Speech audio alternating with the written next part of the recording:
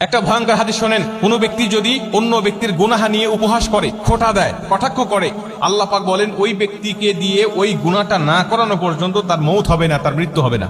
মানে আপনি আপনার ভাইয়ের কোনো গুনাহ নিয়ে খোঁটা দিচ্ছেন, কটূক্তি করতেছেন, উপহাস করছেন, মানুষের মাঝে বলে বেড়াচ্ছেন, ওই গুনাহ আল্লাহ আপনাকে দিয়ে করাবে, তারপরে আপনাকে দুনিয়া থেকে টান দিবে। কথাটা কত বড় ভয়ানক হতে পারে, হাদিসটা কত বড় ভয়ানক হতে পারে আপনি চিন্তা করেছেন?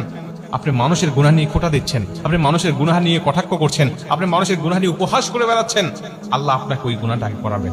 রাসূল সাল্লাল্লাহু আলাইহি ওয়াসাল্লাম একজন সাহাবী মদ পান করেছিলেন।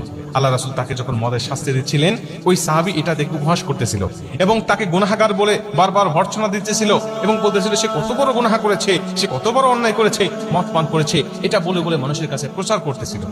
আল্লাহ রাসূল তাকে ডাক দেয়া বলেন, তুমি শয়তানকে কেন সাহায্য করছো? তুমি শয়তানকে কেন সহযোগিতা করছো? তুমি তাকে উপহাস না করে তুমি তার জন্য মাগফিরাত কামনা করো, তার জন্য দোয়া করো, আল্লাহ পাক যেন তাকে ক্ষমা করে দেয়। তুমি সেটা না করে তুমি মুসলিম হয়ে তোমার মুসলিম ভাইয়ের গুনাহ নিয়ে তুমি উপহাস করছো।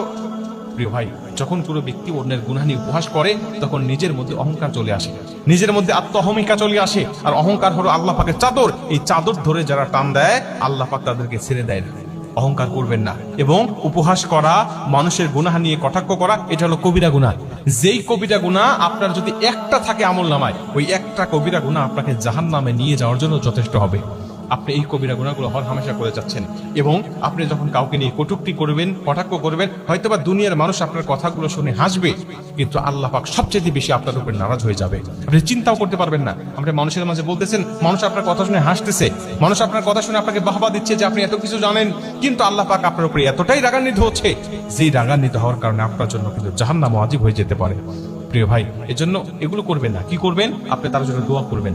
যখন কোনো ব্যক্তির জন্য আপনি দোয়া করেন, তখন ওই দোয়াটা আল্লাহ পাক আপনার নিজের জন্য আগে কবুল করে। দেখেন কত সুন্দর কথা। আপনি কোনো ব্যক্তির জন্য দোয়া করতেছেন, আল্লাহ আমার অমুক ভাইকে আপনি ক্ষমা করে দেন, আপনি মাফ করে দেন। আল্লাহ বলে, যা, আগে তোকে মাফ করবো, তারপরে তাকে ক্ষমা করবো। আগে তোকে ক্ষমা করবো, তারপরে তাকে ক্ষমা করবো। কেন? তুই তোর মুসলিম ভাইয়ের জন্য দোয়া করেছিস, তোকে বোনাস হিসাবে আমি আল্লাহ আগে তোকে ক্ষমা করবো, তারপরে ওকে ক্ষমা করবো।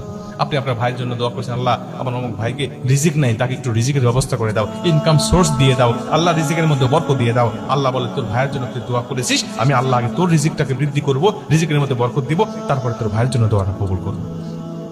প্রিয় ভাই, ইসলামটা কত সুন্দর দেখেন। আপনি যদি আপনার ভাইয়ের জন্য সবসময় কল্যাণকামী হন, তাহলে আল্লাহ আপনার উপর সন্তুষ্ট হবে, আল্লাহ আপনাকে সুখময় এবং শান্তিময় জীবন দান করবে।